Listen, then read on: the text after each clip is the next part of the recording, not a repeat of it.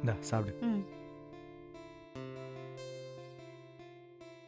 நாளைக்கு வெளியே போகணும்னு சொன்னேன்ல, என்ன பிளானு? பிளான்லாம் ஒன்றும் இல்லை. உன் கூட ஒரு நாள் ஃபுல்லாக ஜாலியாக ஒரு சுற்றணும். சரி, எங்கே போகலாம்?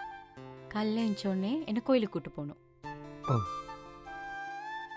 அதுக்கப்புறம் பாடத்துக்கு போகணும். ம். அதுக்கப்புறம் பைக்கில் டி நகர் வரைக்கும் கூட்டிகிட்டு போகணும். ம் சரி. நான் என்ன கேட்டாலும் வாங்கி கொடுக்கணும். அப்புறம்? அதுலேயே ரொம்ப முக்கியமாக சாப்பாடு. சாப்பிடு. அதுக்கப்புறம் வண்டியை வீட்டுக்கு கொஞ்சம் தள்ளி நிப்பாட்டிட்டு உன் கையை பிடிச்சிக்கிட்டு எதுவுமே பேசாமல் வீடு வரைக்கும் நடந்தே வரணும். என்னடி அவ்வளோதானா? அவ்வளோதான். என் பொண்டாட்டியோட ஆசை இவ்வளோ சின்னதா?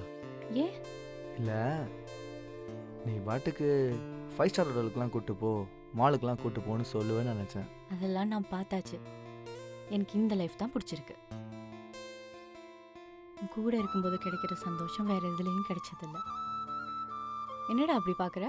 என் பொண்டாட்டி இப்படிலாம் பேசுவாளான்னு பார்க்குறேன். படா. சரி போகலாம், ஆனால் ஒரு கண்டிஷன். என்ன கண்டிஷன்? என் தமிழ் பழைய மாதிரி திரும்ப வரணும். கல்யாணத்துக்கு முன்னாடி நான் லவ் பண்ணும்போது எப்படி இருந்தாலோ அந்த என்ன ஓகேவா? உனக்கு அப்படி தானே வரணும். நான் வரேன். ஓகே.